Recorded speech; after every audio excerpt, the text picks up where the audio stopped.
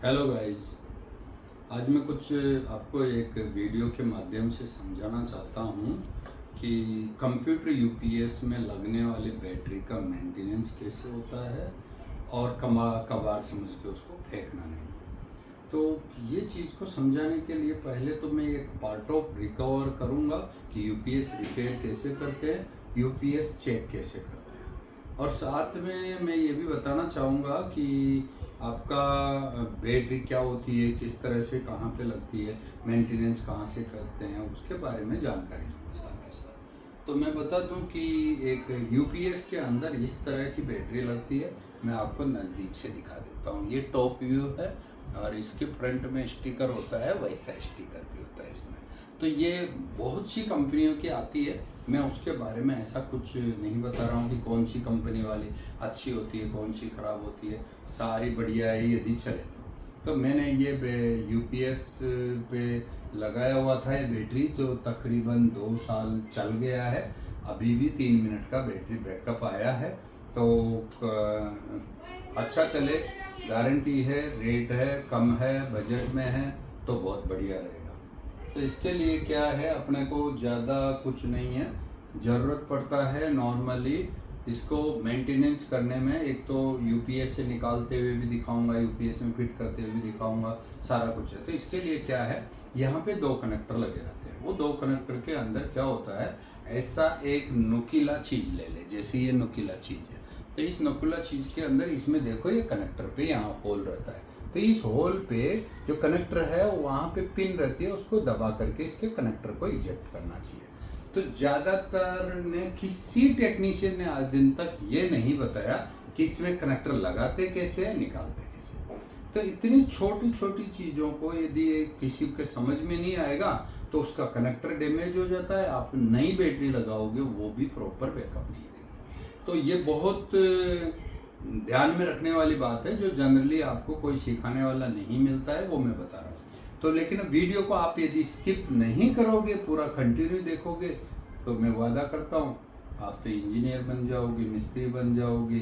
बिना आईटीआई, बिना डिप्लोमा के भी आप एक अच्छा खासा 1-2 लाख रुपए महीना कमाने लायक बन सकते हो। लेकिन रुचि लगा करके, इंटरेस्ट लगा के, पहले आप नॉर्मली देख भी लिया आपने, जल्दीबाजी फॉरवर्ड करके कैसे भी, लेकिन जब फुर्सत हो तब तो पॉइंट टू पॉइंट बिना पहुंच किए पूरी चीज को समझना है और कोशिश करना है। डायरी पेन भी साथ में ले ले, जो ताकि लिखे। मेरी वीडियो ज़्यादा लंबी हो जाती है तो मैं गहराई से समझाना चाहता हूँ, लेकिन आजकल का ज़माना में 2-3 मिनट के अंदर पूरा इंजीनियर बनना चाहते हैं, तो वो मैं नहीं करना चाहता हूँ कि वो अधूरा ज्ञान भी खतरनाक होता है, बहुत डेंजरस होता है। अधूरा ज्ञान है किसी की लाइफ को गड्ढे में पहुँचा देता है, ऊपर स्वर्ग में पहुँचाने के बदले में नरक में पहुँचा देता है। तो स्वर्ग नरक का मतलब आप समझ सकते हो क्या है। यदि किसी ने नकली एजेंसी करके अपनी जान गंवा दी तो वो चला गया नरक में, और यदि उसने 1-2 लाख रुपए महीना कमाने लायक बन गया, अपना शरीर को डैमेज किए, आंखों को डैमेज किए, सब कुछ रखते हुए, तो वो तो भाई स्वर्ग में पहुंच गया, जिंदगी अपनी बन गई। तो लेटेस्ट टेक्नोलॉजी से जुड़े रहे। तो इसके अंदर देखो, इस बैटरी का नाम यहाँ पे देखो, आराम से ध्यान करके देखो।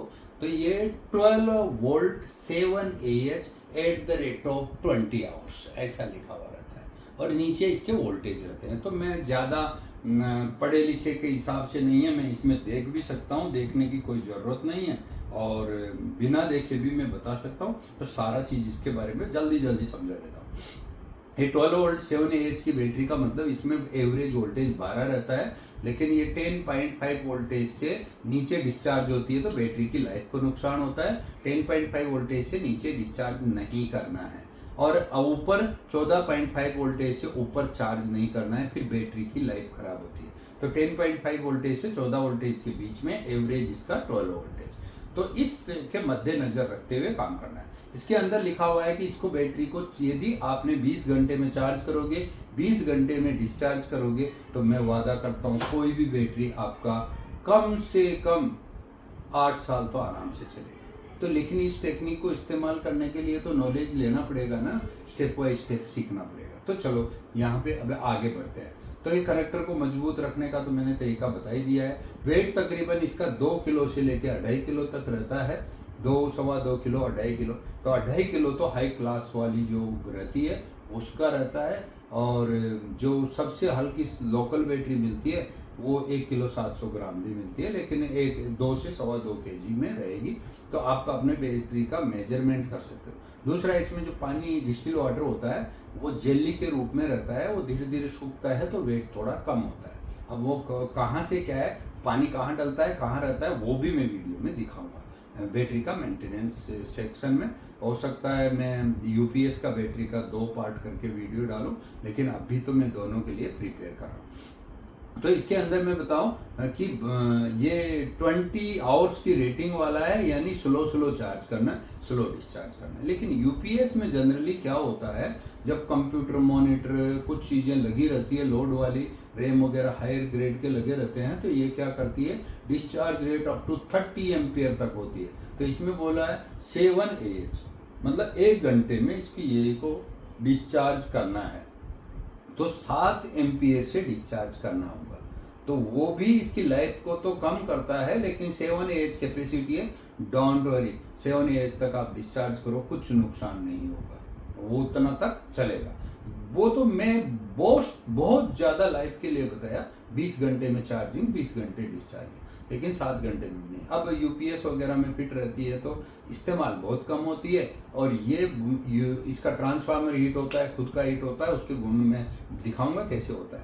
अब इसके बीच में क्या होता है, इसको जब डिस्चार्ज करते हैं तो आपका कंप्यूटर ने एग्जाम्पल ले लिया 360 वाट का लोड लिया, तो लोड ले रहा है आपका, उसको करंट चाहिए, तो ये क्या 12 वोल्टेज है, तो 360 को आप 12 से डिवाइड करना पड़ेगा, तो यानी तकरीबन 30 एम्पियर का इस पे लोड पड़ेगा।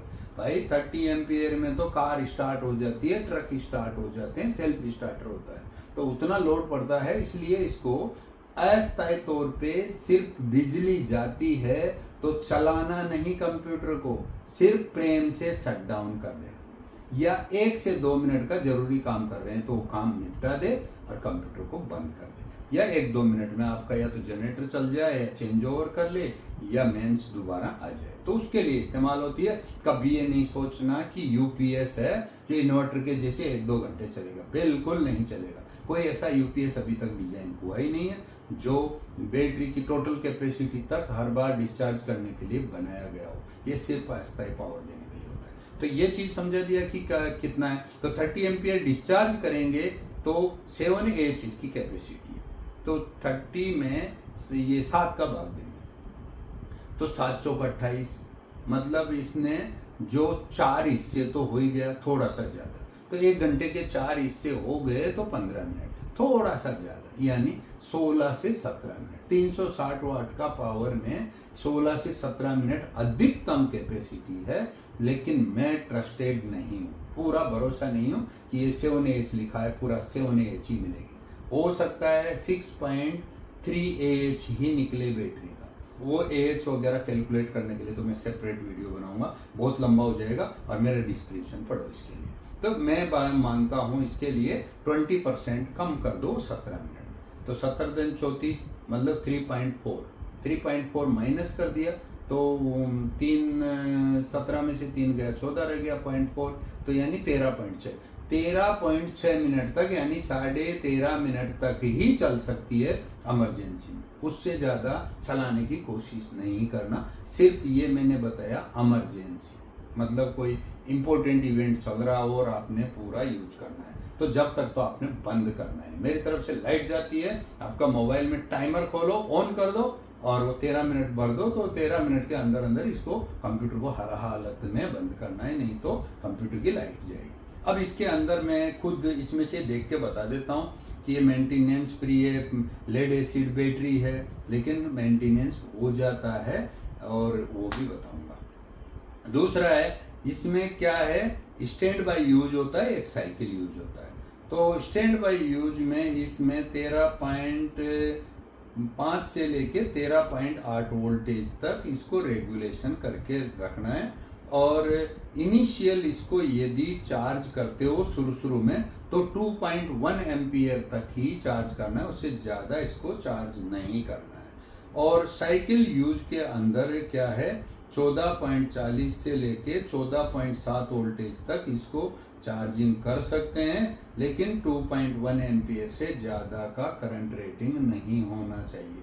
तो ये इसमें इंस्ट्रक्शन दे दिया है भाई, ये इंस्ट्रक्शन अधिकतम दिया है। इसके अलावा आप यदि गलत इस्तेमाल करते हो तो मिसयूज होगा। तो कोई भी यूपीएस के अंदर जो अंदर चार्जिंग रेगुलेटर लगा रहता है, उस रेगुलेटर का नाम बता दूं, LM317 variable charging voltage regulator होता है। लेकिन आम आदमी उसका रेगुलेटर डिस्टर्ब नहीं कर सकता। वो तो मेरी वीडियो में काफ़ी नॉलेज लेने के बाद वो चार्जिंग रेट को कम ज़्यादा कर सकता है या वोल्टेज कम ज़्यादा कर सकता है। तो यूपीएस के इंजीनियर ने जो सेटिंग करके दिया उसी रेट से चार्ज होगा। तो ये 1 से 2 एम्पियर में वो चार्ज करते हैं और फिर बाद में थोड़ा टाइम के बाद में वो आधा एम्पियर से चार्ज होता है। 2 से शुरू होगा तो 1 हो जाएगा, 1 से शुरू होगा तो आधा रह जाएगा। उतना रेट से इसको चार्ज करते हैं। तो चार्जिंग वार्जिंग का बैटरी का बारे में सारा समझा दिया है। अब मैं इसको ओपनिंग का प्रोसेस करके ओपन भी करके दिखाऊंगा।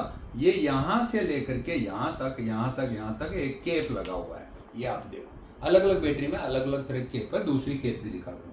तो इस केप को आप बिल्कुल बारीक ऐसा पिन से यहाँ से उठा करके ताकत से दबा के पुशअप करोगे।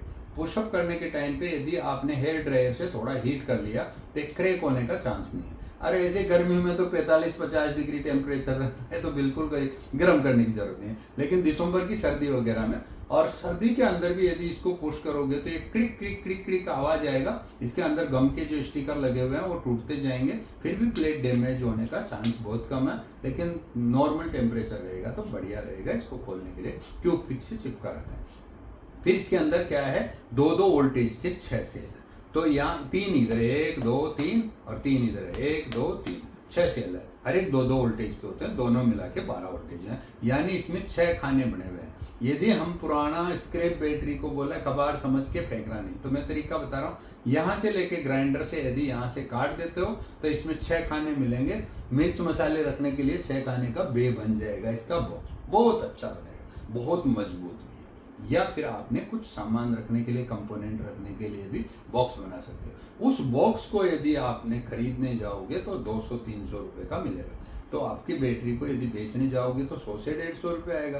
तो उस 100-150 रुपये की रिकवरी हो सकती है। और ये बॉक्स निकालने के बाद ऊपर से अंदर से निकला हुआ माल है ना, वो 10 रुपये लेस करके आपका फिर भी बिक्री हो जाएगा। तो आम के आम, गुठलियों के दाम। तो अंदर मैंने इसका बॉक्स को इस्तेमाल करना बता दिया। अंदर से निकली हुई चीज़ों को यदि आप सेल करते हो तो वो कबाड़ की कॉस्ट में भी इसको कोई घट नहीं रहा है। 150 रुपये की बैटरी है तो आपका 140 में फिर भी बिक जाएगा ये बॉक्स निकाल लेने से। तो बॉक्स का ये इस्तेमाल समझा दिया मैंने किस तरह का है। पेन स्टैंड वगैरह कुछ भी बना सकते हैं, बहुत अच्छा बनेगा। और इसके ऊपर कलरफुल स्टिकर लगा के आप टेबल में सजाने के लिए भी रख सकते हो। तो वो चीज़ बता दिया मैंने, ये चीज़ बता दिया। इसका खोलने का वीडियो तो अभी बताऊंगा, लेकिन ये बैटरी का वोल्टेज कितना होता है क्या है, तो ऐसे मल्टीमीटर से हम इसको चेक कर लेंगे। और चेक करने के दौरान आपको मैं नज़दीक जा करके वोल्टेज दिखा देता हूँ कि ये कितना है। मैंने ये 50 वोल्टेज का फुल स्केल रेंज में मल्टीमीटर को लगाया। मैंने एनालॉग मल्टीमीटर इसलिए इस्तेमाल किया कि मेरे पास डिजिटल मीटर नहीं है, ऐसा नहीं है, हमारे पास सारे मीटर है। लेकिन एनालॉग मीटर में आराम से आपको देखने के लिए मिलेगा यहाँ पे। तो ये आप इसका नीडल को देख सकते हो, आगे बढ़ रही है। तो ये गलत बता रही है, लेकिन ये ऐसे पैरेलल में रहेगा तो एकदम सही बताएगा। तो मैं यहाँ पे यदि पैरेलल करके आप नहीं देख पा रहे हो, मैं देख लेता हूँ कि इतना दिखा रहा है। तो यहाँ पे मैं चेक कर रहा हूँ तो एग्जैक्ट 12 वोल्टेज आया है। अब ये 12 वोल्टेज क्यों दिखाया, क्या है, आप कभी भी बैटरी को ऐसे वोल्टेज चेक नहीं करना। इसको चेक करने के लिए तरीका है, आप गाड़ी के हेडलाइट का बल्ब है, वो बल्ब को भी इसमें जलाना है, साथ साथ वोल्टेज पढ़ना है। वो करेक्ट वोल्टेज टेस्टिंग करने का प्रोग्राम है, यानी लोड के साथ देखना। लोड नहीं रहेगा तो खराब बैटरी भी आपको ओके बताएगा मीटर से। इसलिए मीटर से बैटरी टेस्टिंग नहीं की जाती है। तो इसके लिए मैं सेपरेट बनाने की ज़रूरत नहीं है। यदि कोई कमेंट करके डाल देना, किसी को ऐसा दिक्कत आ रहा है तो उसका मैं वीडियो बनाऊंगा। लोड के साथ में बल्ब को कैसे जोड़ते हैं, सिर्फ पैरेलल में मल्टीमीटर और बल्ब पैरेलल जुड़ेगा इसका बैटरी के टर्मिनल पर। तो वो चीज़ जो हो गया, मैंने इसको रख दिया साइड। अब मैं चाहता हूँ कि बैटरी कहाँ लगती है, किधर से निकलती है। तो मैं 2 स्क्रू ड्राइवर लूँगा और एक ट्विजर लूँगा। इसकी मदद से यूपीएस में बैटरी को खोलना और जोड़ना, वापस फिट करना रिप्लेसमेंट करना, तीनों चीज़ बताऊंगा। तो बैटरी मैं अभी अभी बैटरी रिप्लेसमेंट किया है, तो सेम बैटरी मैं वापस लगाने के लिए बता देता हूँ टिप्स की किस तरह से क्या होगा। तो मैं चाहता हूँ कि आपको एक बैटरी का सेटअप दिखा दूँ और उससे आपको पता चल जाएगा कि कहाँ पे क्या कैसे सेटअप किया।